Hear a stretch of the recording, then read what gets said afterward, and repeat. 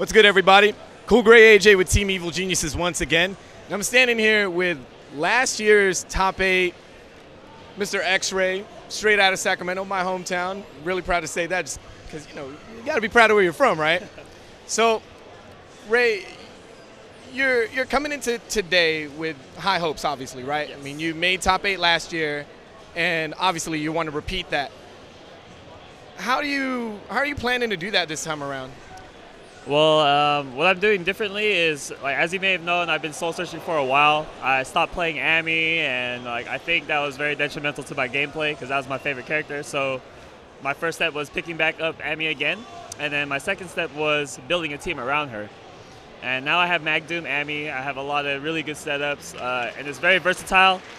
So I've been working around with that, and not only with hidden missiles, which I usually use. I've been also working with plasma beam assist to be able to cover different matchups. So right now I feel I have more versatile of a team than I did last year in vanilla, because last year I was playing pretty much all battery, but now I have a really good balance of zoning and rushdown. So last year you're using Dante. You actually used him for a good majority of the year last year, and you've obviously dropped him in his new team, right? Talk about your decision to drop him. I mean, he's still a very solid character. I mean, you got players like Yipes, Richard Gwynn still playing Dante real solid-like, right? Talk about your decision to drop him and what you miss and don't necessarily miss out of that character. My main decision to drop Dante is based off of his damage output.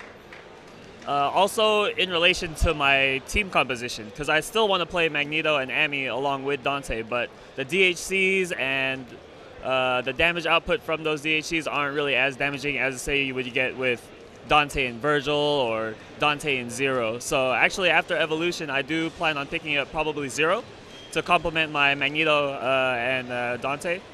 Or I also may be trying to do a Zero Magneto Doom to try to mix things up a little bit and get on that, on them lightning loops, you know what I mean? So, but yeah, Dante is still a very viable character, but he's one of those characters where you have to put him with the right team for him to be as godlike as he was in vanilla. And as for vanilla, the things I missed the most, one, Hammer. Hammer was so good. Cross up Hammer, you got like, what, 75% of that move is invincible, and then also your standing A. Standing A is probably the thing I missed the most because had a really big hitbox. You could anti-air it easily. There was no hit stun deterioration, and yeah, you just spam it. You know what I mean? And free anti-air. It's like a 4 or 5 frame anti-air. So, you're not the only one that's talked about picking up Zero. I mean, we just saw Jason Cole earlier. He normally plays Super Turbo. He picked up Zero. Uberduck plays Zero. Everyone plays Zero. Don't you think that? Kind of going on a different game, right? Like talking about AE. You got players like Latif and Wolfkrone who got knocked out, right? They got knocked out real early, not in top 8, and they both play Viper. Do you think that Zero's going to have that sort of same kind of you think he's going to end up the same way as Viper in AE, or like people are going to get used to him, or what are your thoughts on Zero's future, basically? I don't think it will be. It's not so much character dependent as it is team dependent. I think everything is built on synergy. For example, Firebrand. Everybody thought Firebrand wasn't that good of a character. He had really good movement, but his damage was like worse than Dante's. But we see people like Zach Bennett using him with really good synergy for Dormammu and Ami, and he's able to make Firebrand into a really viable character.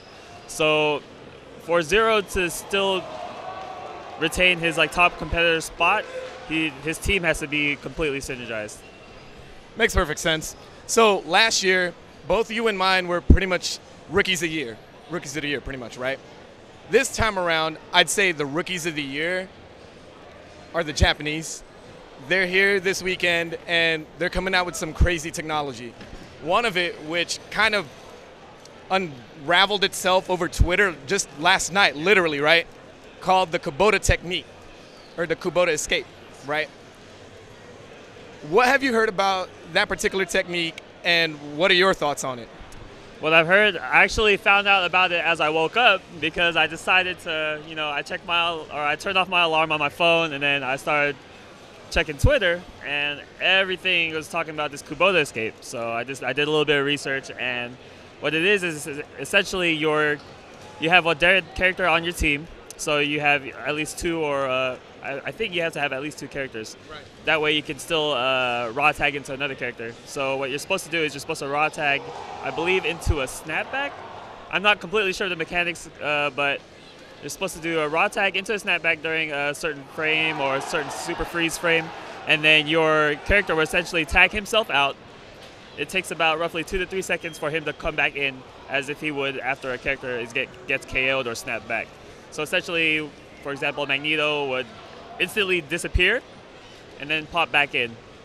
So I think it will change the game if people learn how to use it correctly. Like, for example, you have a character on a pixel of life about to get chipped out by a super, kubota escape. You get to save your character. But I think the downside of it is you have to eat an incoming character mix-up if the character or if your opponent is aware of it. So, kubota technique, basically in a nutshell, right?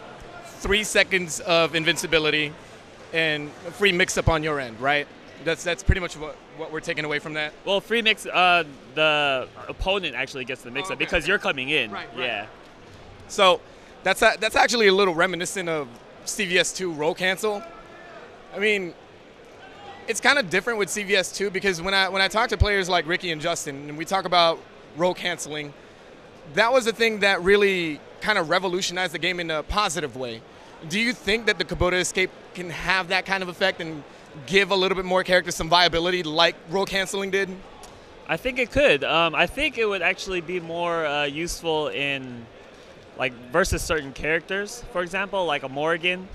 Someone's spamming a lot of fireballs, you can just pretty much escape 3 seconds of that and cut her twin super short, you know what I mean? Or other characters who are pretty much you're trying to lame out that have a lot of zoning capability. So I think it would be very viable for most of the cast in very specific matchups. So besides the 1 free mix-up for your opponent, are there any kind of drawbacks in doing a kubota escape? Not that I know of. From what I've heard, I heard there's no meter required, so it's pretty much a free window of invincibility as far as I know, without using any resources at all. Last thing, how do you expect to do this time around? I know you've been putting in a lot of work. I saw you at Curly Mustache just last weekend. How are you feeling?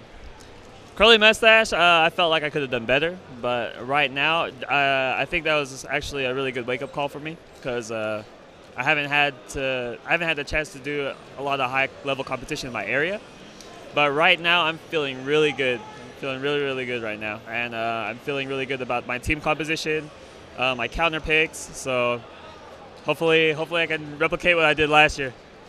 All right. Well, I'm definitely rooting for you, and I hope you do well. See you in top 8 again, and that's it for me. CoolGrayAJ from Team Evil Geniuses signing out. Oh, yeah, absolutely. Shout out. Oh, yeah, one last shout out to my sponsor, Marvelous Customs, who recently picked me up. You guys can visit them at www.marvelouscustoms.com. Peace.